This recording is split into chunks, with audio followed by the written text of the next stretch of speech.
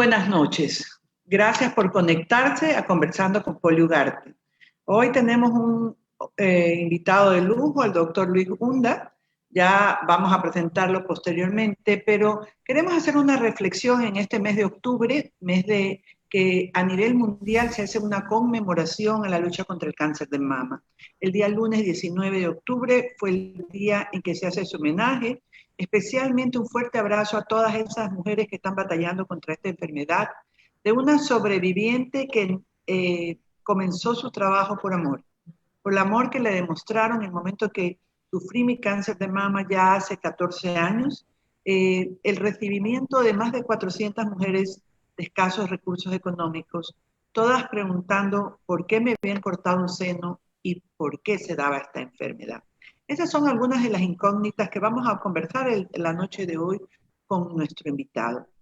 Pero es importante también recordar que el inicio de nosotros comenzó con una palabra, tócate. Tócate, que era una palabra en ese momento un poco conflictiva, podía malinterpretar. Muchos me dijeron que no la utilizara y muchos también se reían y pensaban que estaba diciendo otra cosa. Una cosa es sobarse y otra cosa es tocarse para autoexplorar su pecho y encontrar una lesión. Y les cuento una anécdota. Estaba en Quito invitando a una campaña y en las radios se estaba pasando la promoción de la campaña. Y yo iba en un taxi y el taxista oía la invitación que hacíamos y hablaba yo del tócate y entonces se da la vuelta y me queda viendo y me dice, ¿está oyendo eso? Le digo, sí. Bueno, esta señora está loca, ¿no? Yo me río porque era lo que era yo. Entonces me dice, sí. Me dice, está diciéndole a las mujeres que se sobajeen, que se manoseen, ¿cómo va a creer?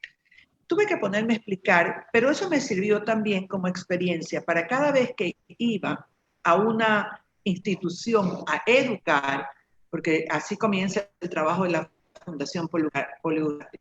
Vamos a vivir a la población y de ahí posteriormente primero educamos, concientizamos y con el mensaje los jóvenes de las universidades y de los colegios y de las instituciones públicas y privadas salen con el mensaje a sus familias y por eso ustedes ven esa masividad de mujeres en las calles unidas, cogidas de la mano, para romper un poco con el miedo, con el tabú de que tocarse es malo e ir a atenderse en salud. Eso me trae como consecuencia recordar que en el 2012 hicimos nuestro primer Congreso Internacional de Cáncer Femenino. Tuvimos 3 días, 5 expositores internacionales y 29 nacionales. ¿Y por qué lo hicimos? Porque cada vez que íbamos a una población, me acuerdo, la mayor cantidad de médicos que tuvimos fue en Puerto Rico. Cada vez que íbamos a una población, cuando ingresábamos, teníamos que preparar a los médicos. No porque los médicos no supieran, los médicos sabían lo que era una autoexploración mamaria, sino porque había que ponerlos, ellos iban a trabajar con nuestros médicos para poner en práctica lo que habían aprendido. Y que muchas veces el ginecólogo no estaba acostumbrado en ese momento, en ese tiempo, a realizar más allá de un Papa Nicolau, a hacer una revisión ginecológica, más no una revisión de mamas. ¿Por qué? Porque ya no se hablaba todavía que el cáncer de mama era la primera causa de muerte de la mujer. En ese tiempo, si bien es cierto, a nivel internacional ya se decía que sí lo era, muchos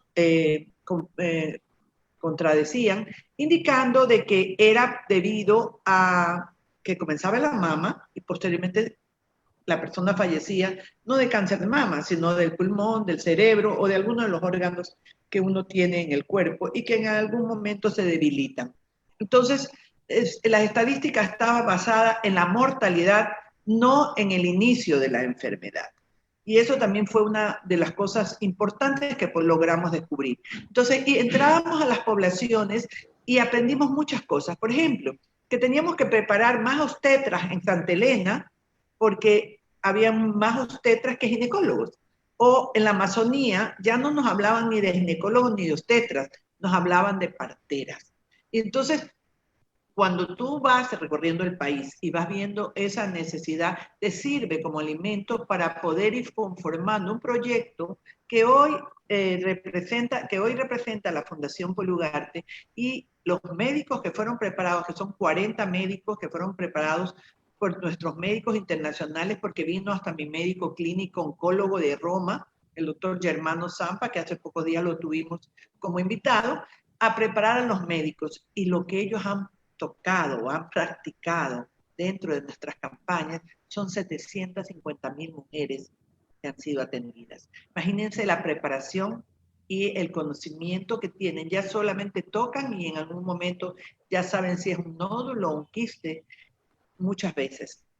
Mandando pues nadie puede fijarse solamente en el tócate, sino haciendo que vayan a hacer sus exámenes de ecografías o de mamografías para establecer un diagnóstico y posteriormente, si se ve ese diagnóstico que puede ser un cáncer, hacer una biopsia y proceder al tratamiento. Esto les digo porque el conocimiento es el mejor ingrediente que puede tener un ser humano y en este año la pandemia no solamente nos ha hecho daño a las personas que están sufriendo un tratamiento oncológico, sino también a los médicos, porque los médicos no han podido salir a hacer congresos médicos, no han podido las personas traer a otros médicos y el avance de la ciencia en nuestro país pues no es como en otros países mucho más adelantados y que se está en investigación científica permanentemente.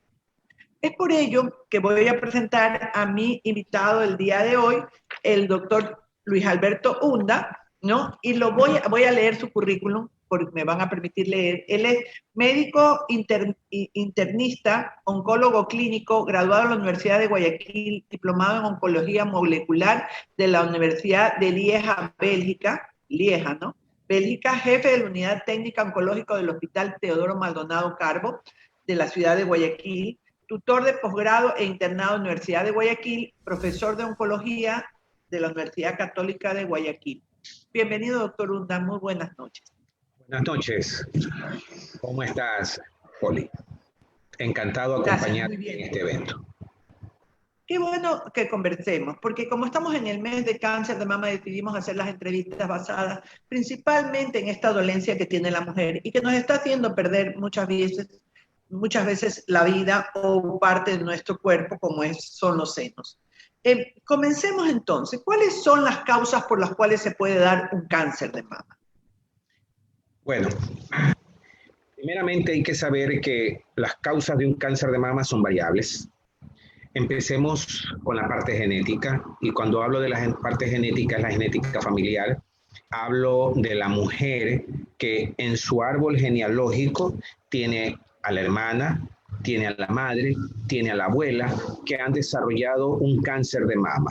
Eso le da un potencial genético hereditario de desarrollar un cáncer de mama. Tenemos aquellas que no tienen tal vez ese perfil genético familiar, que son normalmente las mujeres que se consideran que tienen embarazos en edades mayores. Hoy por hoy sabemos que la mujer ha entrado en el contexto del desarrollo de la economía, pero eso también ha conllevado de que cierto grupo de mujeres sacrifican por su desarrollo intelectual. Por estrés, tal vez, doctor, por estrés. No por estrés. Ejercer muchas actividades lo que y tener su sistema inmunológico bajo. Dejan de embarazar porque se considera que la edad ideal para que una mujer embarace está hasta máximo los 28 o 30 años de edad. Son mujeres que esperan los 35, 36, casi 40 años para embarazar, para tener recién su primer embarazo. Y eso aumenta el riesgo. El uso indiscriminado, por decirlo de esa manera, de hormonas. Mujeres que tuvieron algún problema a nivel menstrual, o simplemente la mujer que quiso cuidarse para en sus primeros años no embarazar. Pero a veces el error depende de que no hay una guía médica que indique el tiempo que tiene que conllevarlo, que el médico le dé, como quien dice, un momento para descansar, usar algún otro método anticonceptivo y dejar descansar un poco el uso de las hormonas. Eso también tiene un impacto en el desarrollo de una enfermedad de cáncer de mama. Y el grupo de mujeres que pueden tener patologías inicialmente benignas, pero que no se le tiene un control periódico, como por ejemplo enfermedades fibroquísticas, fibroadenomas, que pudieran evolucionar por cualquier otro factor intrínseco o extrínseco a desarrollar un cáncer de mama. Se considera también el uso del tabaco, el uso del alcohol y principalmente la obesidad. Recordando que la obesidad juega un rol importante como cuando la mujer está tomando anticonceptivos. Una mujer obesa, al tener un panículo adiposo grande, produce mayor cantidad de estrógenos exógenos, a más de los que forman los ovarios, y eso también puede influir a nivel de la salud mamaria. Ahí viene el problema hormonal, doctor, que yo le decía. Hay muchas personas que hablan pues de que el exceso de estrógenos, en el caso mío, el doctor me explicaba que yo tenía como una aspiradora no para adentro chupando, sino para afuera botando por estrógenos, y que había que buscar inhibir las hormonas, y por eso hasta puedes tener que buscar parar, adelantar la menopausia. ¿Por el problema hormonal también es? Claro. El cáncer de mama no es una enfermedad única, es una enfermedad que también puede tener variedades, como lo dice usted, Poli. Hay un grupo, y que es el grupo un poco más poblado, alrededor de un 40% de las mujeres con cáncer de mama pueden ser receptores hormonales positivos, principalmente receptor de estrógeno. Lo que usted dice es claro en que principalmente mujeres peri o premenopáusicas, para poder hacer un mejor control de la enfermedad, uno tiene que obligadamente inducirlas a la menopausia. Porque si no se logra ese bloqueo estrogénico, principalmente al nivel del ovario, pudiera tener una complicación posteriormente en su evolución de la enfermedad. El otro grupo importante son las que se consideran las HER enriquecidas, o sea, no necesariamente hay una importancia en los receptores, algunas de ellas son receptores negativos, pero pueden expresar una proteína que se llama el HER, que tiene que ver mucho con la revascularización o la microvascularización que pueden tener estas neoplasias. Y un tercer grupo que no deja de ser importante a pesar de ser pequeños son las llamadas triple negativas, o sea, esas mujeres que no expresan receptores hormonales, pero tampoco expresan la oncoproteína HER, y esas se las considera todavía las más agresivas. Esas son las más agresivas. Doctor, ¿y cómo bajamos ese riesgo? ¿Cómo bajar el riesgo del cáncer de mama? Mire, en relación al cáncer de mama, creo que va de la mano con lo que viene a ser lo que se hace en relación a prevenir un cáncer. Primeramente, educación. Y usted empezó dando una introducción que, si para algunos parece tirada de cabello, pues uno revisa la literatura, no de ahora, ya es una literatura vieja. Y la autoexploración siempre ha sido un concepto que se lo ha venido manteniendo. El problema muchas veces es la falta de información, nuestra cultura, en la que a veces hasta, me adelanto a decir, hasta por cuestiones religiosas, como que el autoexamen puede ser tal vez, como usted lo decía, malinterpretado por otras personas o a veces hasta con el mismo núcleo familiar. Antes de contestarle lo que usted me dice, yo le cuento una anécdota. Una paciente núbil, que no tenía hijos, no estaba casada, por primera vez tocó un nódulo mamario, pero por miedo a que tal vez la familia le dijera algo, lo cayó por 6 meses. 6 meses. A los 6 meses notó que esa lesión ya no medía lo mismo que, obviamente, 6 meses atrás. Ya medía el doble. Fue recién ahí que comunicó. Y ella, en la conversación que en algún momento tuvo conmigo, ella le dio más pudor. Y ojo, tenía 39 años. Pero tenía ese pudor de decirle a la madre lo que estaba pasando. Entonces, ahí es cuando uno analiza y dice, chuta, todavía hay tabús que no los podemos romper y que son importantes romper. Regresando a lo otro, prevención. La prevención va más allá de una autoexploración, va también en la educación. Actualmente contamos con bastante información buena, no toda la información en el internet a veces se considera buena, pero hay información que es buena. Tener conocimiento en la alimentación, principalmente tratar en lo posible de que la alimentación no sea muy rica en grasas, ni tampoco que sea muy rica en harinas. El ejercicio sigue siendo indicado en la actividad física en mujeres con riesgo de cáncer de mama, inclusive en mujeres que han tenido cáncer de mama. Y usted decía una parte importante en bajar un poco la carga del estrés que puede tener esa persona y que también puede favorecer a desarrollar enfermedades, entre esas el cáncer. Consejería Yo genética. le decía, usted lo que me cuenta, doctor, lo que me cuenta es muy importante. Yo he estado estos días en los medios de comunicación y estuve en la televisión, y una de las personas que me entrevistó me contaba el caso de su hermana, que tiene 10 años con cáncer. Ella comenzó con cáncer de mama y se quedó callada un año, porque no le gusta comentar. Y cuando ya ahora ha tenido que luchar no solamente con un cáncer de mama, ha tenido que luchar con varios cánceres, ¿no? ¿Cómo afectó esta pandemia en un momento dado? ¿Cómo afectó esta pandemia a los tratamientos de cáncer? Porque Teodoro Maldonado, que es donde usted labora, normalmente pues un hospital que tuvo que dejar de atender a los pacientes oncológicos, entiendo, y dedicarse un poco, digamos, dedicarse casi un 100%, como lo han hecho todos los hospitales del país, tanto públicos, privados, del IES, etcétera.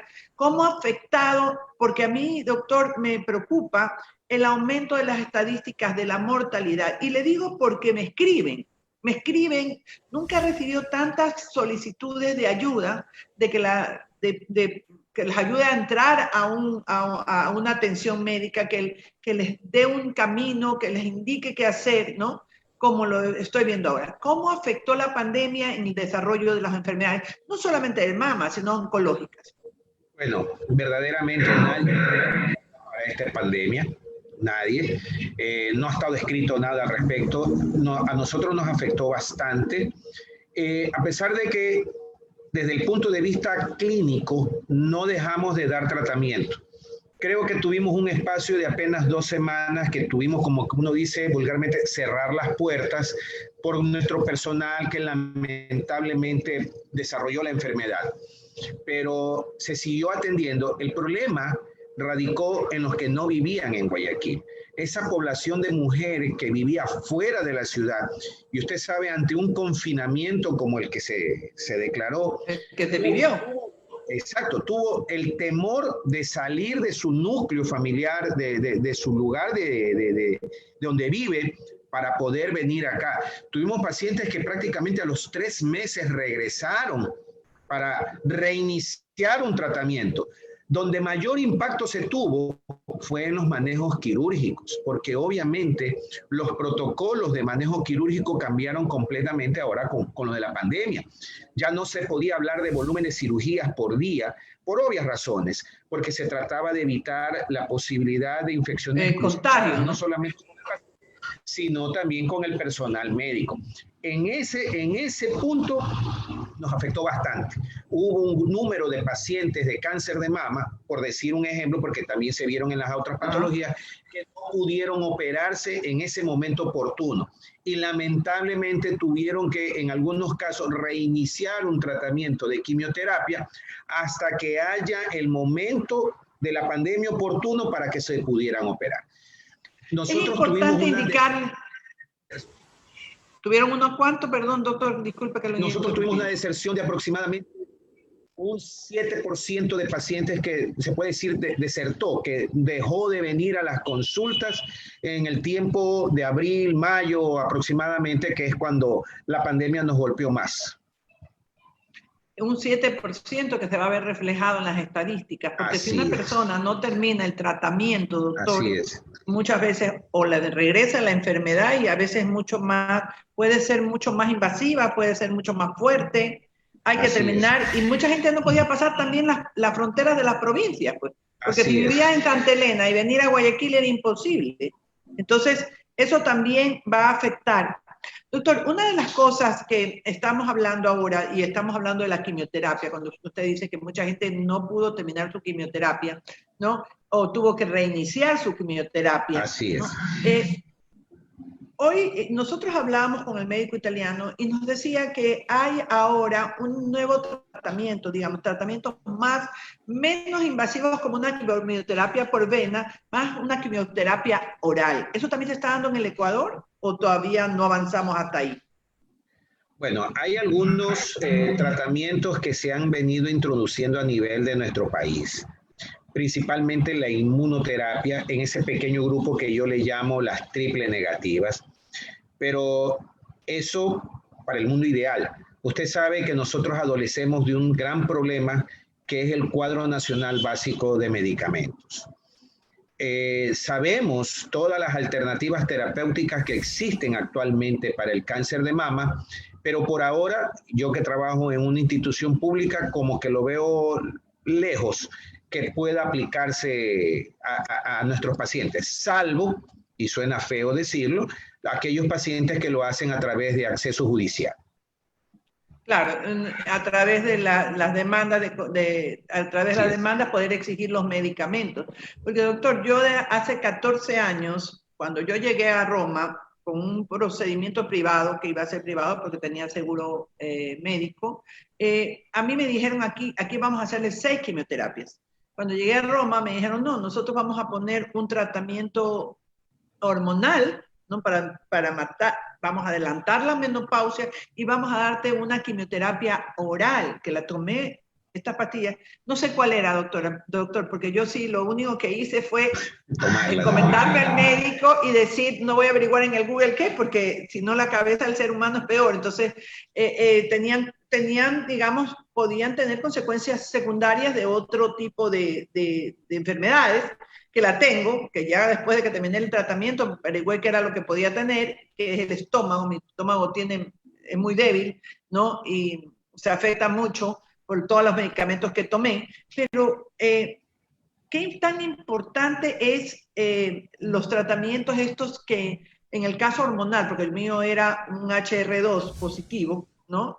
¿Qué tan importante era manejar? Pero estaba en nivel 1, no estaba en nivel...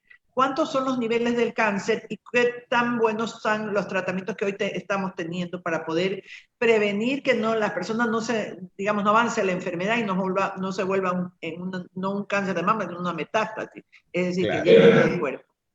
Bueno, las etapas que tiene un cáncer, y en este caso el cáncer de mama, son 4, sabiendo que la etapa 4 es la llamada etapa metastásica, cuando la enfermedad deja de estar en la glándula mamaria y se ubica en huesos, se ubica en pulmón, se ubica en hígado, se ubica en cerebro.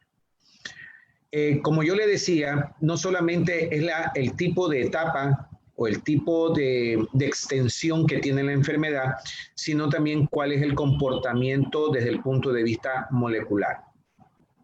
En relación a los receptores hormonales, se me pasó por alto hablar de lo que se llama el índice de proliferación. El índice de proliferación nos traduce más o menos la capacidad que tiene la célula en reproducirse. Mientras más bajo es la reproducción celular, o sea, un índice de reproducción menor del 10%, son pacientes que obviamente no van a ser candidatas a quimioterapia, porque normalmente la quimioterapia tiene efecto en células que tienen alta tasa de reproducción. Entonces, un índice de reproducción mayor al 50% en un cáncer de mama significa, aunque tenga los receptores hormonales positivos, significa que es una mujer que debe iniciar un tratamiento de quimioterapia porque es la mejor forma de cortar la reproducción que tiene esa célula para luego ya meterla a una terapia hormonal. Entonces, las hormonales sensibles, que nosotros las llamamos luminal A porque tiene un índice de proliferación bajo, son las únicas que se consideran candidatas a manejo hormonal, posiblemente su caso. Las triple negativas, al no expresar algún tipo de vía de tratamiento, normalmente se las maneja con quimioterapia. Estas hoy por hoy también han ido mejorando las dianas terapéuticas y los esquemas terapéuticos, pero no tenemos mucho acceso a casi todas las drogas, tal vez tenemos las básicas, pero si yo tengo un paciente triple negativa, por darle un ejemplo, que me progresa a una primera línea de tratamiento, se superpone que tiene que recibir otro tipo de esquema terapéutico que se vuelva un poco más agresivo para hacer un mejor control de enfermedad y evitar mayor diseminación. Y es ahí donde a veces empieza la pelea, porque, vuelvo y repito, nuestro abanico de fármacos todavía no es grande. Ha mejorado en algo, pero todavía nos falta. Y también nos falta en reconstrucción mamaria, porque ya terminamos quimioterapia, terminamos radioterapia y la mujer se queda con un hueco en su pecho. Y definitivamente, pues, las reconstrucciones mamarias también se ha quedado con estos problemas económicos que vive el país, se han quedado rezagados a un lado. ¿Eso se está dando, doctor? Sí, sí, pero a veces también depende del paciente. Hay pacientes y hay pacientes. Hay pacientes que obviamente se preocupan del yo interior y buscan obviamente mejorar la parte estética que viene a ser la reconstrucción y pelean por eso. Pero también hay pacientes que como que no le ponen un poquito de importancia a aquello. Y yo concuerdo con usted. Yo creo que una mujer, mientras psicológicamente el médico y el entorno la haga sentir bien, ella va a comprender que, si bien es cierto, por su enfermedad tuvo que sacrificar un órgano, en este caso una glándula, puede tener la oportunidad de una reconstrucción que la haga sentir un poco más completa, porque esa es la palabra que a veces usan los pacientes que se sienten incompletos. Falta todavía, por nuestro lado, sí se hace. Sí hay cirujanos, nosotros en el hospital sí tenemos 2 cirujanos que hacen reconstrucción mamaria. Todo va a depender a veces del deseo del paciente. Muchas veces uno tiene que pelear esa partecita. Nos transformamos de médicos a psicólogos, haciéndoles entender esa parte, y algunas de ellas lo consideran y lo llegan a hacer. Bueno, eso es importante. También vamos a tener que irnos a un corte, doctor. En un momentito vamos a tener, porque tenemos un kit, no se nos va a ir usted, aquí vamos a estar juntos. Aquí aquí ven los nombres de las personas que están participando. Tenemos un auspiciante que es Bioderma y tenemos un kit de productos de ellos. El tercer nombre que voy a sacar, porque como no podemos estar frente a frente al doctor, le diría que meta la mano, pero no puede. El tercer nombre es la persona que va a retirar su kit. Ya estamos subiendo en el Instagram y en el Facebook la foto de las ganadoras y los nombres de las ganadoras. Ya algunas ya han ido a retirar su kit de productos de Bioderma. Yo voy a ir sacando hasta el tercer nombre. El primer nombre es Melanie Caiza. No ganó. Vamos a seguir moviendo, mírenme, para que vean. El segundo es de ADC Meor. Tampoco. Y aquí vamos con la ganadora del kit en este mes de octubre, el mes de la mujer, el mes de la lucha por la prevención del cáncer de mama. A JC Fradais Carbet Sojos. Aquí está. Aquí está el nombre de la persona que acaba de ganar el kit de Bioderma, nuestro auspiciante. Y en el mes de la mujer, pues bueno, vamos a regalar ese kit para que lo utilicen. Recuerden utilizar los productos Bioderma. Y bien decirles pues que mis aretes son de farfalle y que los pueden buscar en el Instagram o en el Facebook, ¿no? Y pueden comprar, mírenlos, son llenos de lacitos. Hay toda una colección del mes del cáncer de mama, pueden buscarlo, así como vamos a ir también a un corte para presentar a nuestros auspiciantes que gracias a ellos podemos hacer en Guayaquil este mes de octubre el 500 Tócate. Entonces vamos, los auspiciantes, apóyennos consumiendo sus productos porque con ellos estamos dando exámenes gratuitos de mamas totalmente gratis. Vamos un momentito. ¿Quieres saber más sobre el cáncer de mama? Te espero los martes a las 7:30 de la noche conversando con Poli Ugarte. Quiero oír tus comentarios y tus preguntas en vivo. En octubre estaremos donando una canasta con productos de nuestro auspiciante Bioderma. Te esperamos.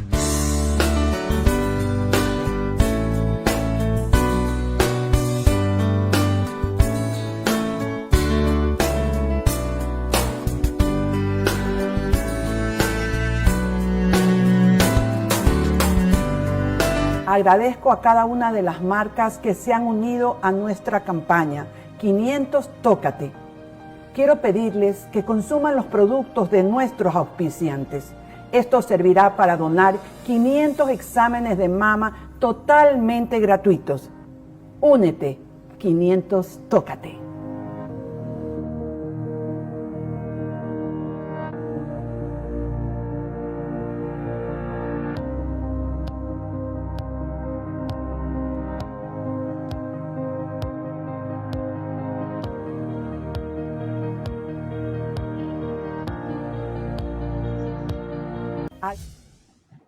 Vamos a leer algunos comentarios y saludos que nos han hecho las personas que se han unido a este conversatorio, doctor. Dice Andrea Lara: hola Poli y doctor Hunda, gracias por tratar este tema que es de muy buena información. Patricia Salazar: el mejor de los oncólogos, Luis Hunda. Vea, doctor. Cecilia García: hola Poli, buenas noches y muchas bendiciones. Doctor Hunda, se nos ha acabado el tiempo y quisiera que nos dé un mensaje final, ¿no?, para todas esas personas que nos están oyendo en este mes del cáncer de mama, principalmente. Gracias. Creo que voy a empezar con su palabra, Poli, porque vuelvo y repito, puede sonar para algunos raro, no. Yo creo que ustedes, mujeres, tienen que aprenderse a autoexplorar. Más que el médico, ustedes son la principal herramienta para poder detectar un cáncer lo más temprano posible. Cuando se toquen un bulto, cuando vean alguna alteración del pezón, cuando a lo mejor por el mismo pezón hay algún tipo de secreción que sea totalmente anómala, por favor, el médico, ir al médico. Algo que yo siempre digo, mientras más temprano diagnostiquemos un cáncer de mama, más oportunidad de vida tienes tú. Doctor, le agradezco por sus lindas palabras y sí, hagamos conciencia, tenemos que hacer conciencia. Si no hacemos conciencia, mientras no se descubre científicamente por qué da el cáncer de mama, seguiremos perdiendo mujeres, seguirán las mujeres perdiendo senos. Por ello, hagamos conciencia de prevención, hagamos prevención. Cuando veamos ese lazo rosa y lo que acaba de decir el doctor, la mayoría de los cánceres en mama se detectan por la misma mujer, tocándose, sintiéndose la bolita que creció, que siguió avanzando, y entonces en ese momento dice, voy a ir al doctor. No pierdas tiempo, no tengas miedo, que más que miedo por esto es tener la enfermedad, es decir, tener un cáncer. Ya hoy no es sinónimo de muerte si lo detectas a tiempo. El 96% de las mujeres se salvan. Yo no quiero que se desconecten, amigos y amigas, porque al final del programa vamos a ir nosotros a el sorteo de los 500 Tócate que cada semana estamos haciendo y están saliendo las listas al final de las personas que se están beneficiando con este 500 Tócate. Gracias a los auspiciantes que hace pocos momentos ustedes lo pudieron ver. Pero es importante que hagamos conciencia de que estos 500 Tócate son gratuitos y que al tocarse y aprender a tocarte, vas a poder realizarlo mes a mes, porque esto no es que lo puedas hacer una vez al año, no, hay que hacerlo mes a mes. Es por ello que les digo, no se me desconecten, pero antes de ir al mensaje final, quisiera también ver un video de cómo la Fundación Poli Ugarte, que vive luchando por hacer conciencia de esta enfermedad, está iluminando y ilumina y ha iluminado en años pasados y en este año también agradecerle al edificio D-Point que se iluminó el día del lunes 19 de octubre, así como también la municipalidad ha iluminado algunos de los lugares importantes de nuestra ciudad. Pero veamos lo que hemos hecho en otros años, toda la iluminación rosa, que no es solamente algo que llega en ese momento o el color de la Barbie, no, señores. Es el color de la mujer, es el color de la vida, es el color de proteger el órgano más importante que tiene una madre cuando pare a un hijo, los senos. Y es por ello que cada vez que veas un lazo rosa, y hoy lo vas a ver de rosa, recuerdes que tienes que tocarte. Veamos entonces la iluminación que se ha hecho en Guayaquil.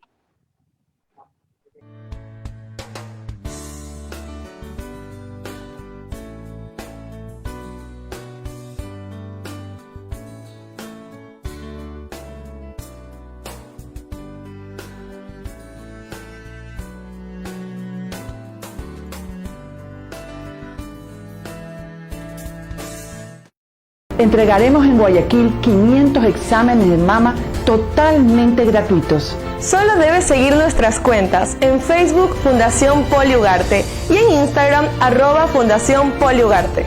Comparte o repostea este video y déjanos tu comentario con el hashtag 500tócate. Sortearemos los exámenes del 24 de septiembre al 31 de octubre. No dejes pasar esta oportunidad.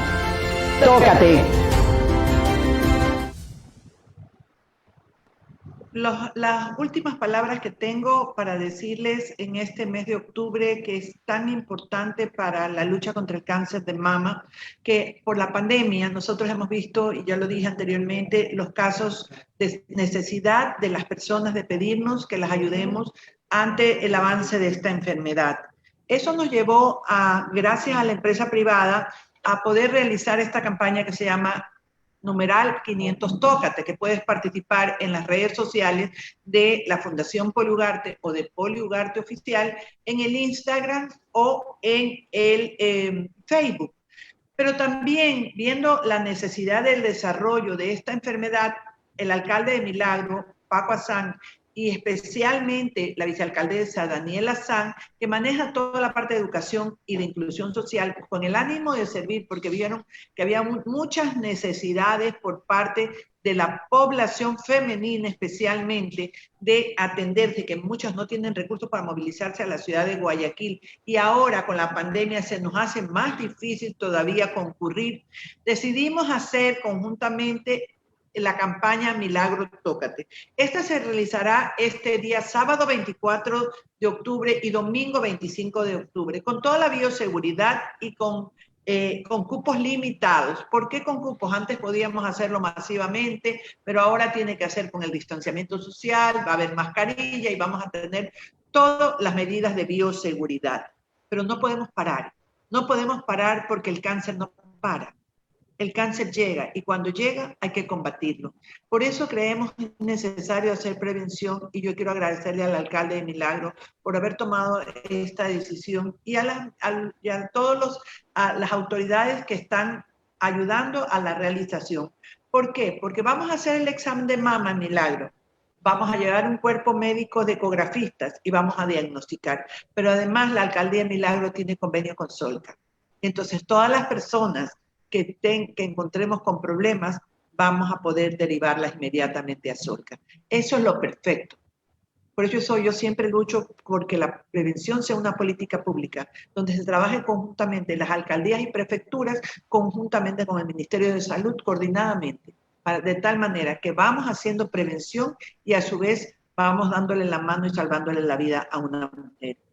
Es por ello que, en base a ese convenio con Solca, el alcalde y la vicealcaldesa principalmente, que es la que ha estado al frente de este proyecto, tomó la decisión de ver los casos. Tenemos que hacer prevención. No podemos dejar que avance este cáncer de mama. No podemos dejar que las mujeres sean mutiladas y pierdan parte de su feminidad, su cuerpo. Es por ello que queremos invitarlos este sábado y domingo 24 y 25 de octubre, que se acerquen al municipio, a la Dirección de Inclusión Social, a retirar su ticket, porque es con ticket. Vamos a entregar ticket para la mañana, para el mediodía y para la tarde, igualmente en esos 2 días.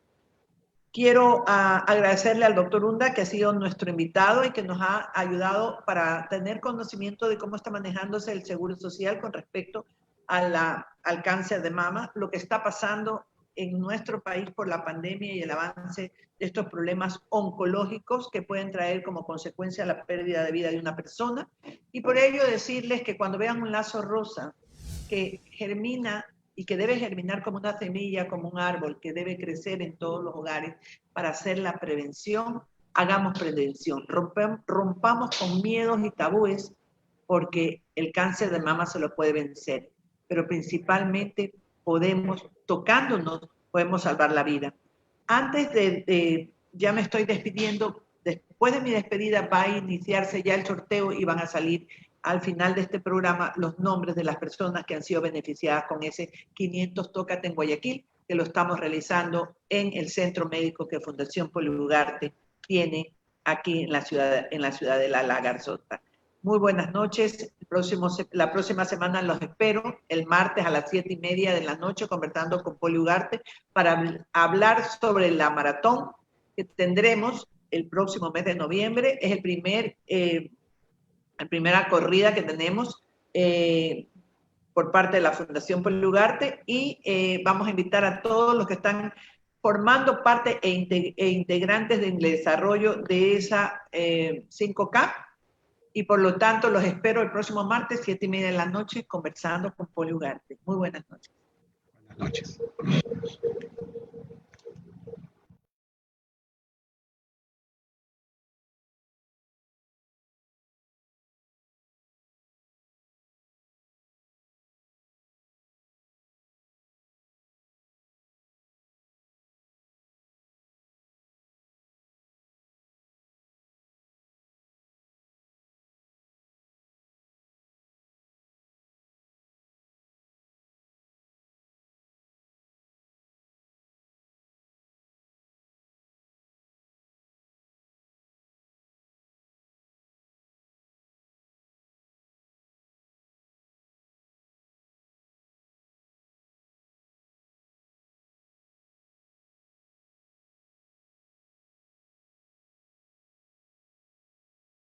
Agradezco a cada una de las marcas que se han unido a nuestra campaña 500 Tócate.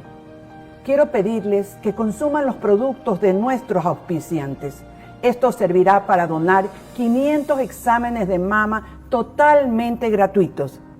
Únete, 500 Tócate.